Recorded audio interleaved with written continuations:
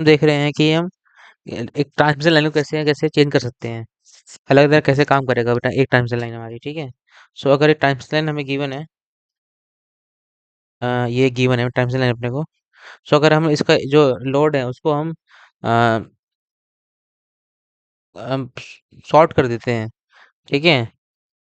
तो उस केस में क्या होगा देखते हैं। तो अगर हम पुट करेंगे शॉर्ट की वैल्यू यहाँ पर, तो Z0 आ जाएगा यहाँ से, और Z कट जाएगा तो फॉर्मूला आ जाता है हमारा Z0 जीरो कर रहे हैं ना अभी हम यहाँ पर।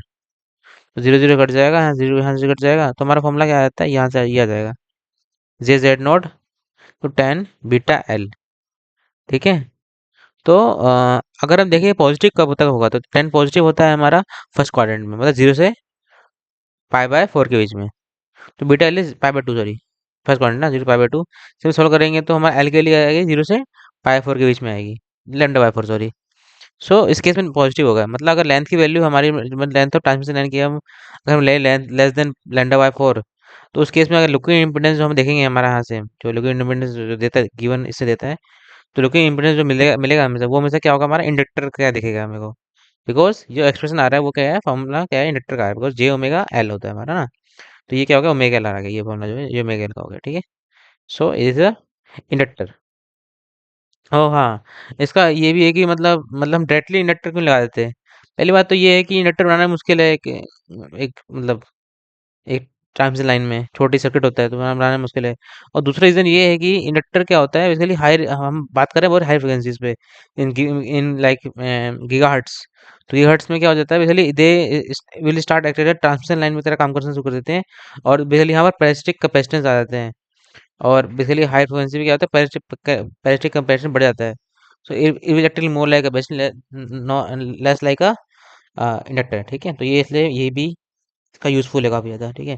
दूसरा केस हमारा ये है कि अगर हम जेडल को इन्फिनिटी कर दें, मतलब उनको ओपन कर दें हम, तो उस केस में क्या होगा, हम पुट करें वैल्यू यहाँ पर हम इन्फिनिटी में, अगर जेडल इन्फिनिटी पुट करें जेडल में, तो अगर जेडल कॉमन निकालें यहाँ से, तो ये हमारा फॉर्मूला क्या आ जाएगा, Z0 1/J tan βl, ठीक है। सो अगर इसको पॉजिटिव रखना हमने को, तो सिमिलरली सेम केस, ये बीटा का होगा 0 से π/2 के बीच में होना चाहिए, ठीक है। और एंड 0 से λ/2 के बीच में क्या होनी चाहिए, लेंथ होनी चाहिए हमारी ये। सो ये पॉजिटिव होगा तो हमारे पास क्या आंसर आ जाएगा, ये आ जाएगा।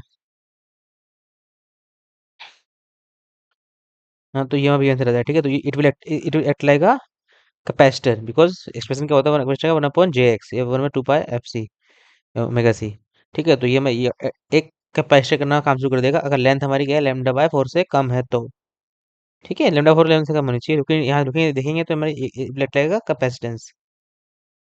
कंडीशन ये है कि इन्फिनिटी होना चाहिए, मतलब it is open circuit. Third देखते हैं केस, ये अब देख, ये उसी केस का ही हमारे पे ये वो नेक्स्ट वो है, मतलब अगर हम क्या करें कि सपोज हम अभी देख रहे थे कि हम बीच में होना चाहिए लेंथ, अगर हम एग्जैक्टली λ/4 पे रख दें तो क्या हो जाएगा लेंथ को हम।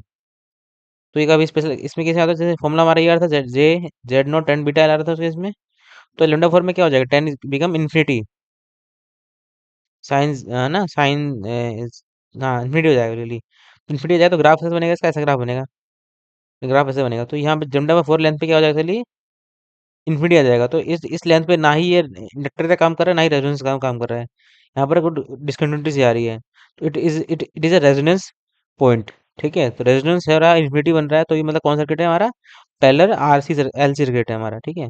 तो पैरेलल एल सर्किट भी हम से हम रियलाइजेशन कर सकते हैं इसकी हम, इससे एक टर्म्स लाइन से काफी, और कभी λ/4 लेंथ पे होना चाहिए, और क्या होना चाहिए हमारा, शॉर्ट सर्किट होना चाहिए, ठीक है।